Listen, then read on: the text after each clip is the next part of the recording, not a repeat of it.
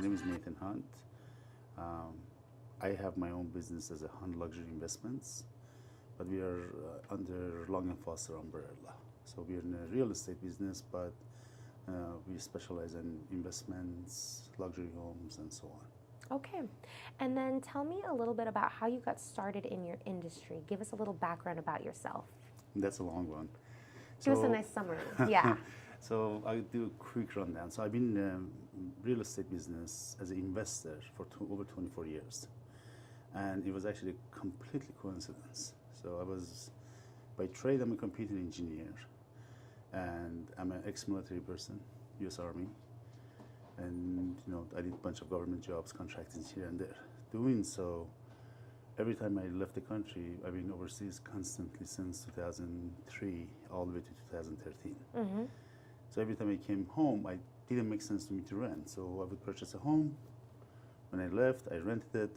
Then I came back a year later, 6 months later, the rent was coming through, so I purchased another one. Before you know it, I ended up having, I want to say 16 homes by 2010. Wow, that's impressive. Oh my goodness.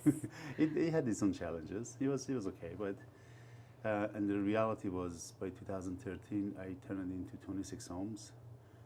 And at that time I was working with the government as a contractor, so I was going overseas, coming back and forth. I ended up picking up this massive contract, disarming nuclear bombs and so on.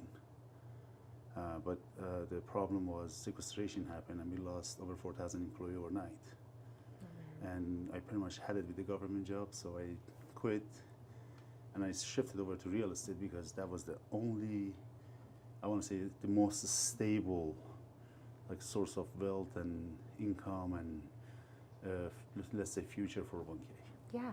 So, and I got my license in 2012 in Philadelphia first. Okay. And be honest with you, like every newbie, I got the license thinking I'm not going to pay commission for my own transactions. I didn't want to be a salesman. Mm.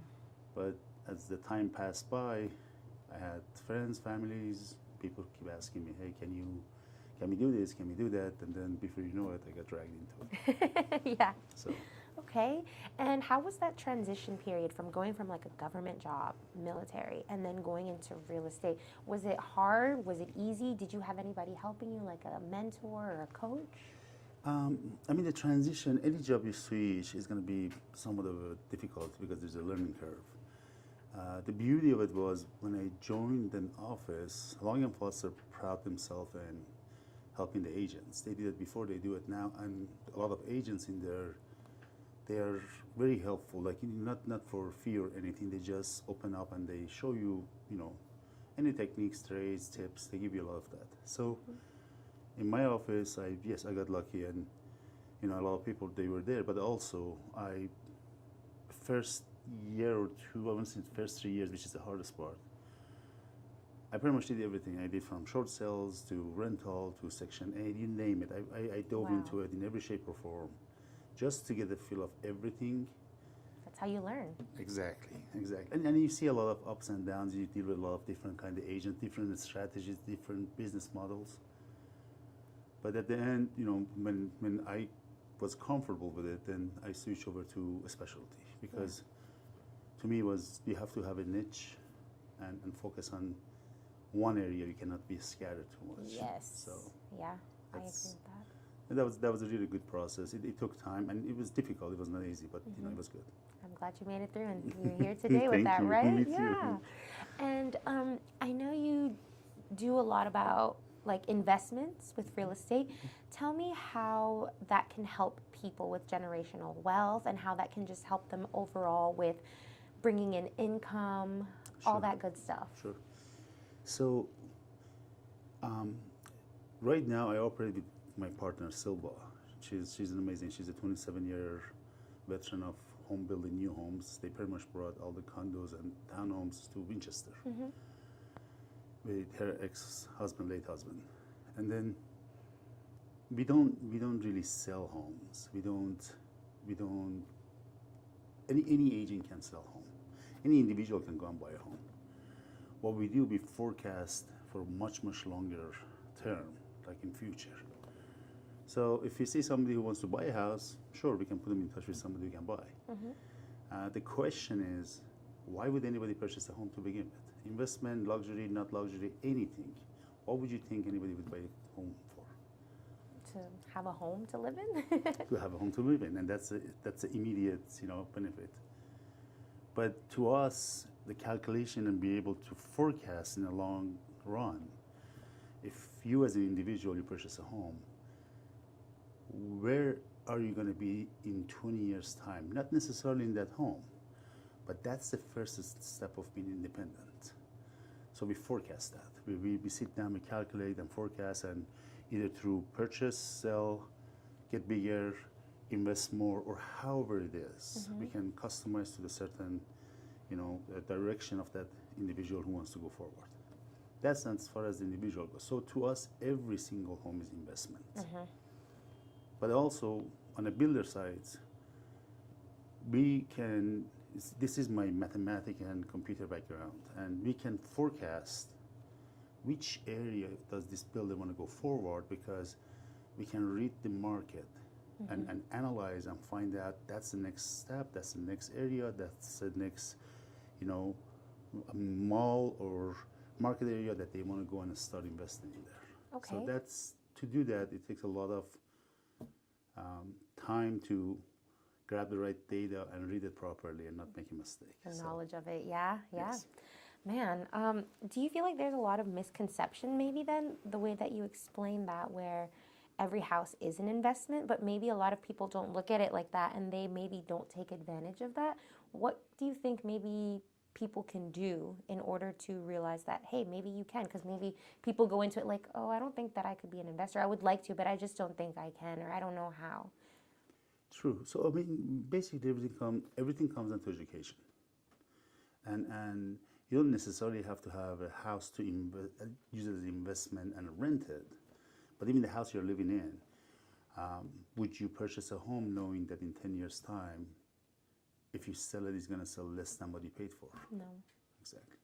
But also, if you put that in relations of, okay, am I renting? And if I'm renting, let's say $2,000 a month, that's $24,000 a year. For 10 years, that's $240,000 right there.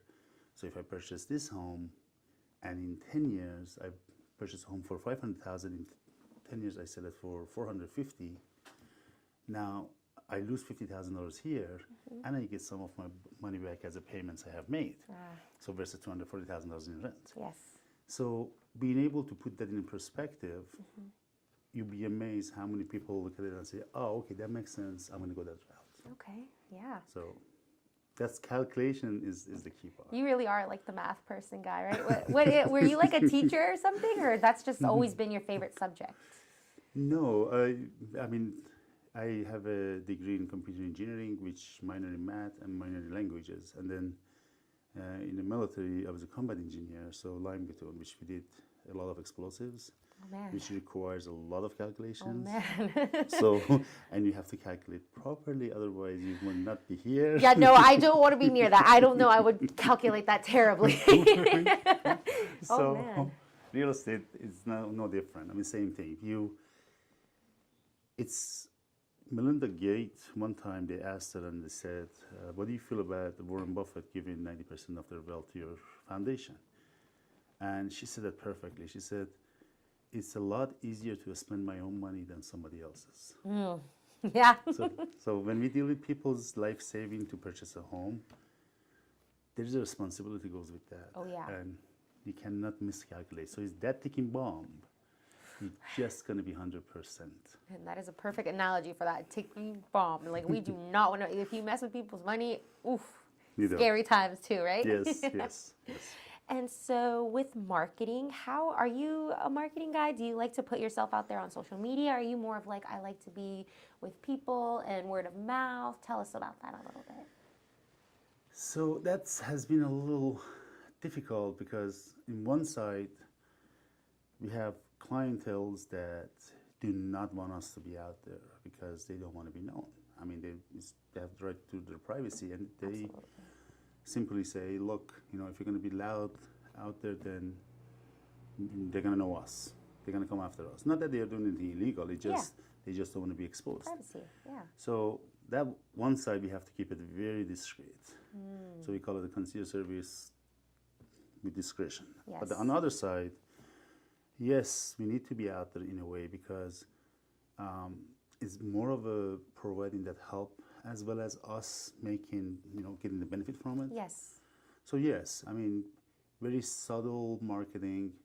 Right now, a lot of our clientels are only referral based. Wow. If somebody calls me and says, "Hey, I want to buy this house, I want to do this," we really have to ask them and say, "Who referred you?"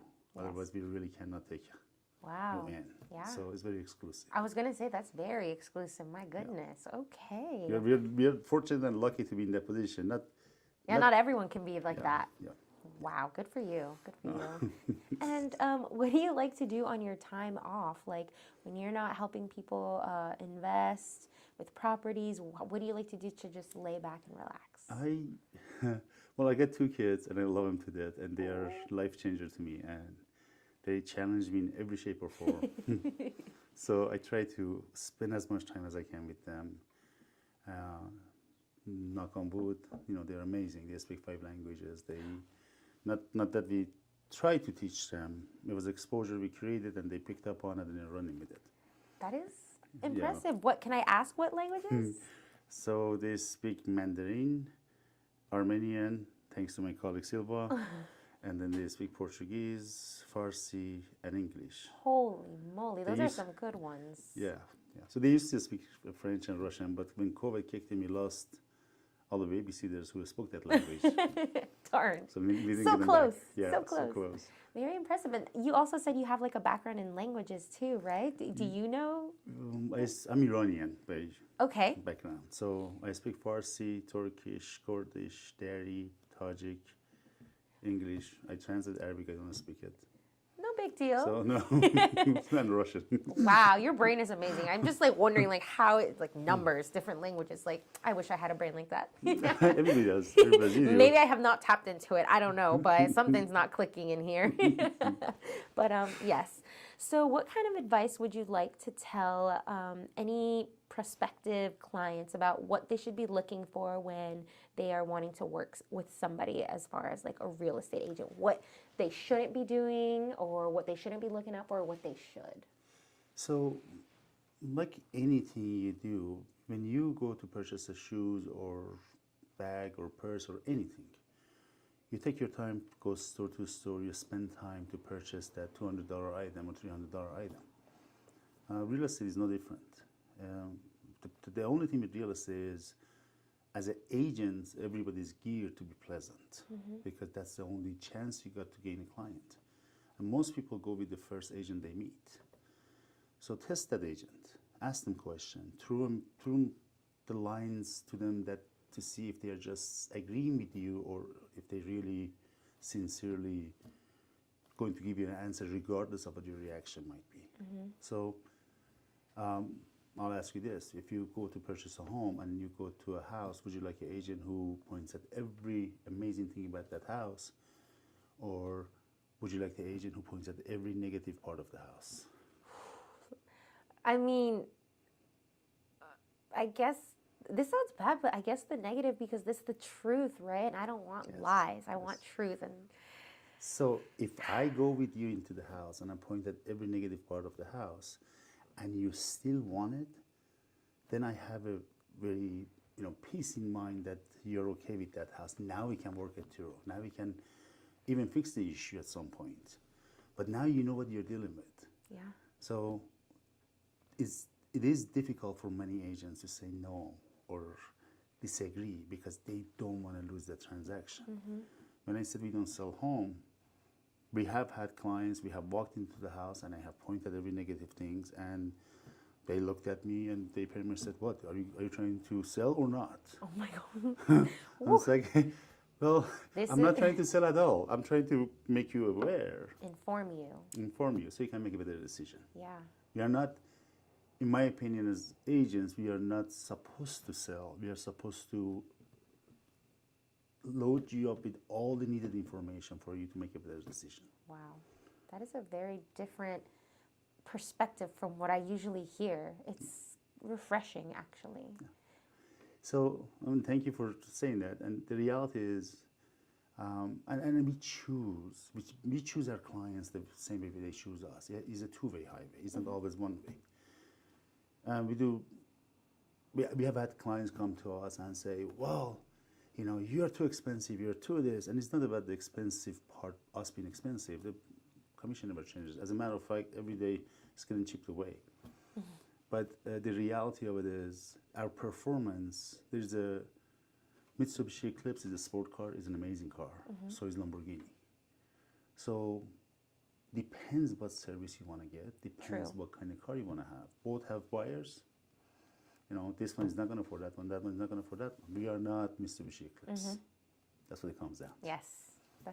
I love the way you explain stuff. It's just visual and easy, because sometimes when people explain, I'm like, what? But yours is just simple to the point. Thank you. Cut everything out and just get to the point, please. Basics never change. Yeah. So I love that. And if you want to buy a house, let me know. I'll show you.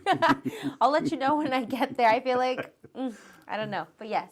Or for anybody who's listening, if they're interested, hit them up. We'd be more than glad to help them. We'd be more than glad to be at their service. Absolutely. Have you seen any trends lately of what people are looking for?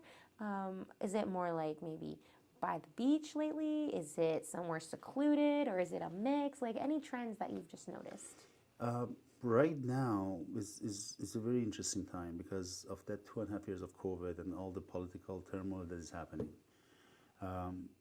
See, every year the new generation is coming up and they they graduate from school, they move away from their parents' home. So there's a whole wave of, new generation coming up and they need housing.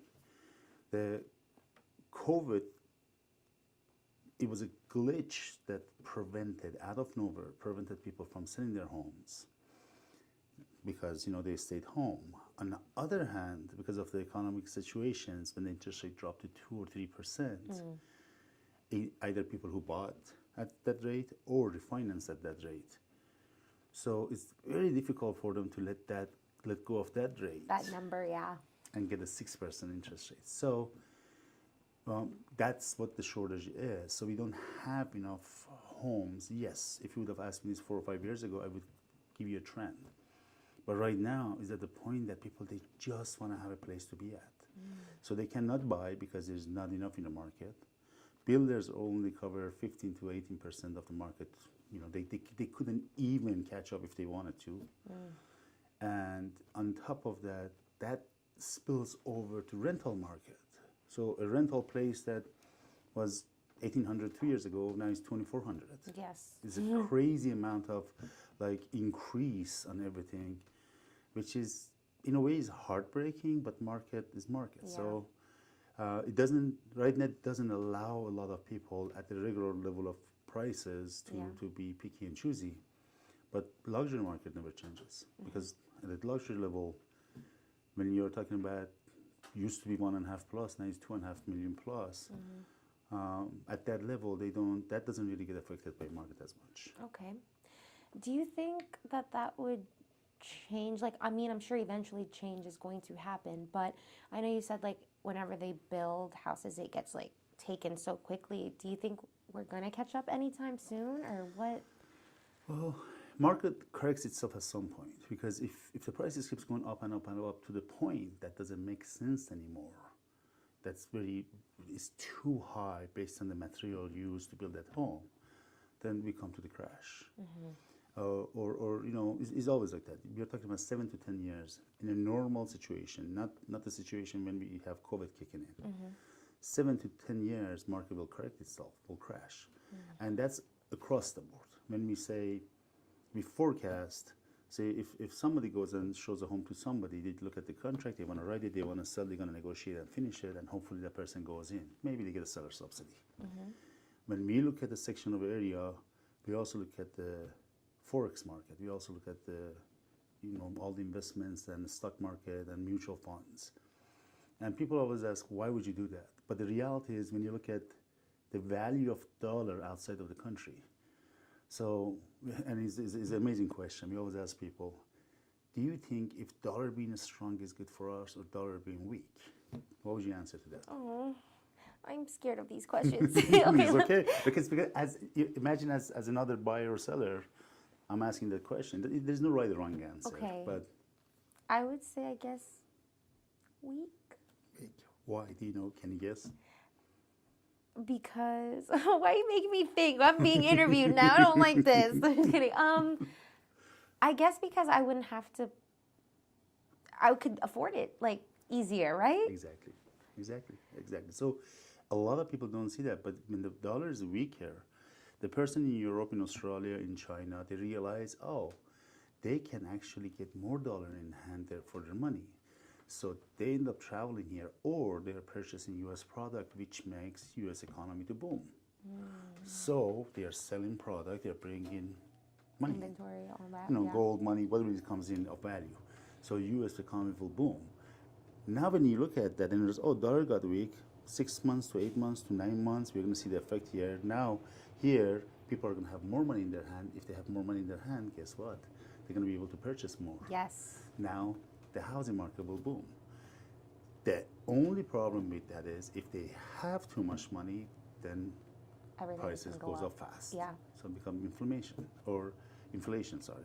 But the reality is, on the other hand, if you're dropping interest rate too much, then there is too much money in people's hand. Causes the same problem. So there has to be a perfect balance. So we look at it that way, and we go and say, somebody comes and says, hey, I want to buy, but I have enough tolerance or time to do so, or even sell. And then we forecast it for them and say, look, this is what's happening there. Yeah. Nothing's 100%. But we think, if you start looking at these numbers, we think if you come next season on spring or summer, you will get the most out of it versus than if you go now. So that's how we try to educate them. Yeah. And the other thing is, people always assume when the interest rate drops, Go buy immediately. Now. Take advantage of that. yes, Run. can buy. But the reality of it is, yes, on the buyer side, interest rate drops. But when the interest rate drops, house prices drops. 6 months distance. It's like a balancing act. Yes, because the reason the interest rate drops because they see economy is not doing well, so they're dropping. That means house prices, people don't have enough money to purchase or sell. But there's a 6 months delay. If you look back at 2008 or 9 or 10, when market crashed, interest rate plummet, house prices were all going down. Yeah.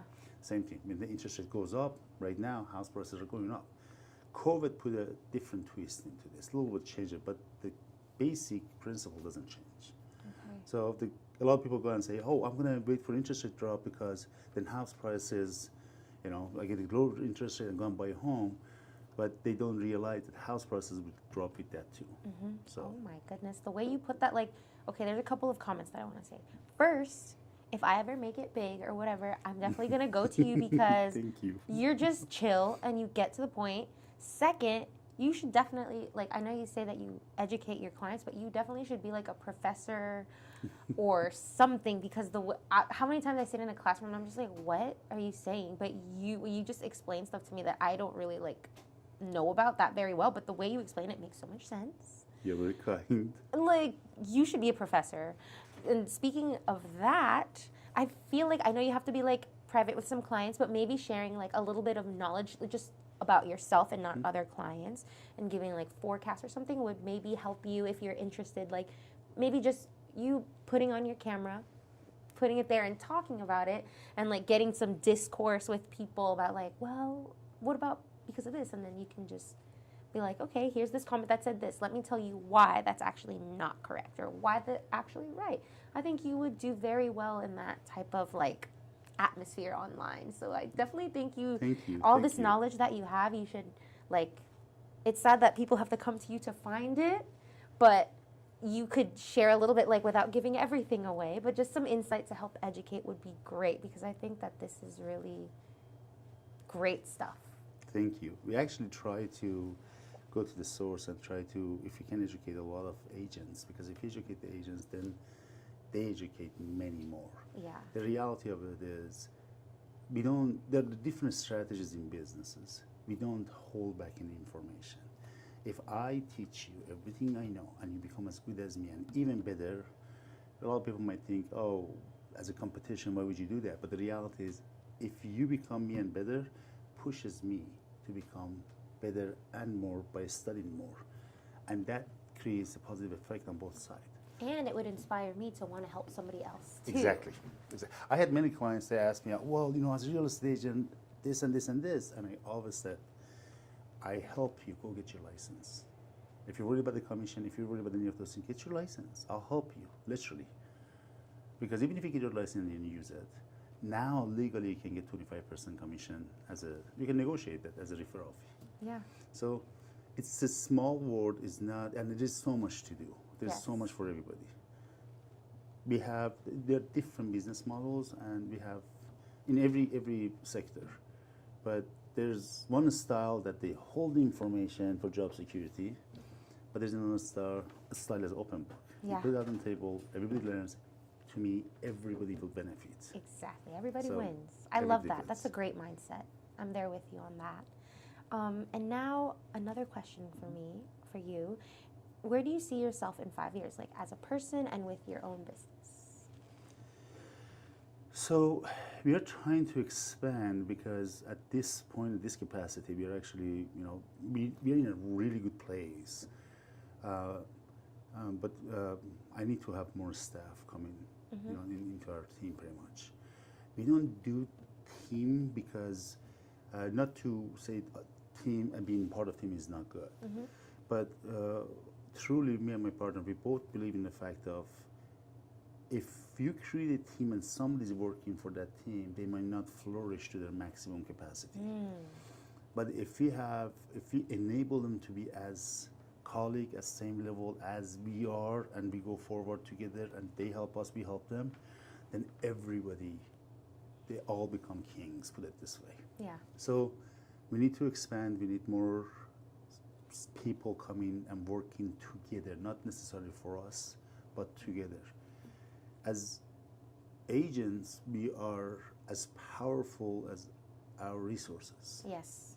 And what you make of them, right? Exactly. So if you buy a home, you need contractors. If I have them, if I have a really good ones, not necessarily the cheapest ones, but a good price for an amazing job done, then I'm resourceful. Yes. If God forbid we get to a very sticky situation in a legal section of this process, if I can protect you legally through the lawyers, we have amazing lawyers that we work with, then I'm powerful. Yes. So, and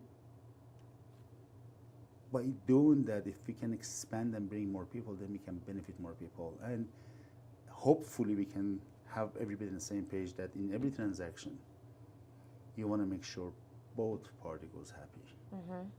You do not want to shortchange each other because it's about fairness. Yeah. And so reputation too. People will Yes. know and not want to be around you. Absolutely. Yeah. Absolutely. No, that's good stuff. When you say that you want to expand, is there a particular place, like a state, maybe country, that you would like to be licensed in and be able to help other people? So right now I'm licensed in DC is not the state, but 4 places. Yeah. Pennsylvania, Maryland, DC, and Virginia, soon to be North and South Carolina and West Virginia. Okay, got the East Coast. Cool. Yes. And hopefully very soon, the broker license comes in play. So I'll shift over to that. I kind of love this fort now because dealing with people, going back and forth, doing all those calculations Numbers. and sit down. Yes, it's amazing. But I don't think as a broker I would part away from this, but I might be able to create systems that makes it more automated and better. Yes. So yes, hopefully start from somewhere here and then expand it as far as it goes. Yeah. I think you'll be able to do that. That's pretty impressive. I'm rooting Thank for you. you. That's awesome. Thank you. Man, I'm just learning so many things today. I'm just thinking about, like, why haven't I never looked at things like this? I don't know. Anyway, sorry. My brain is like, woo. It's too early for me right now. Let's see. What other questions do I have? Is there anything that maybe I have not touched on since I have you here and time is precious? Is there something that maybe you would like to share with our audience about yourself or your business or something that you just want people to be aware of? People be aware of, do your homework, study, don't be afraid of saying no, and make a move today. my children's for the next 7 generation, if nobody messes up in the middle of the way, they never have to pay or worry about college funds and anything, because when I bought my first home in US, I was 21 years old. Wow, So that's rare nowadays. I made a move, but I'll tell you what, I used to live in Salt Lake City, Utah, and the first place I bought, the disclosure was, remember, the police will not come to your area after 7 p.m. and Pizza Hut will not deliver after 5 p.m. Oh, you would have lost me there. But I looked at it, and I looked at it as, do they pay rent or they own a home? And a lot of my friends, they were in Boston, they were in California, and they would call me and say, hey, come over here. And I was like, listen, what's your rent? $2,000 a month at the time. This is back in 1998, 9. What's your rent? And they're like, yes, it's $2,000 a month. I'm like, look, if I want to rent, it's $500 a year, but I bought a house and I'm paying $900 in payment.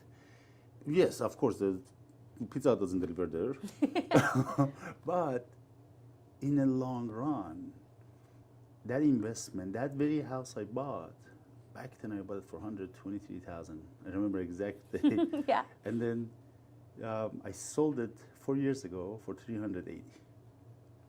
So that by itself, I didn't pay rent. Yeah, it builds up. So make a move now, because time is precious. It passes by, and you cannot go back in time. No, So sadly not. that's the biggest message I can tell anybody. Perfect. No, that's good. That's good. And I guess, man, I could talk to you all day, man. Seriously. My last question for you is there a mantra that maybe you like to live your life by, or use as motivation for yourself that you would like to share with our listeners?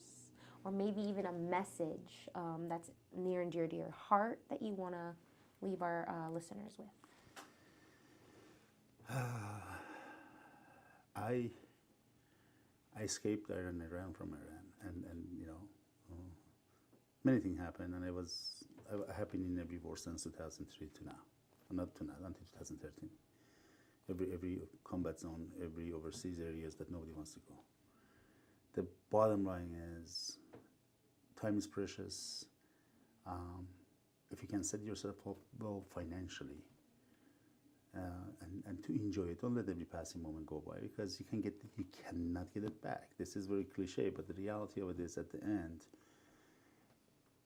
your life starts from here, is going to end to here. So you can either go as fast as possible and end it, or you can bounce as much as you can. Yes. And create more distance and have more experience.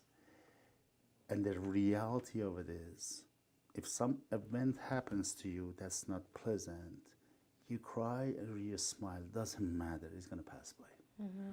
So just grab that moment, enjoy it, smile through it, stay happy, and be fair. Yes. You buy a home, you don't buy a home, you are with your friends, your family. Every one of those moments are precious. In my business, in my profession, there has been times people, they yell at you on the phone, they scream their head off, and there is no reason to get upset. It's okay. If you don't like it, if you want to move on, please do. I'll be more than I'll glad. stay on it like the next day. Like, what did they yell at me? I don't know what I did. No, look, I learn very fast when somebody gets to that level. Just be a parent to them. Are you okay? Is it done? Can I help you? That's funny. Why are you upset? What do you want to do next? And be sincere about it. Not to mock them, but be sincere about it. Yes. So Thank that you. would be it. Yes, that is a great message. It was so fun having you on the podcast. Thank you so much for making time out of your day to be here. We really appreciate it. Thank you. Thank you for having me. Absolutely. It was very, pleasurable.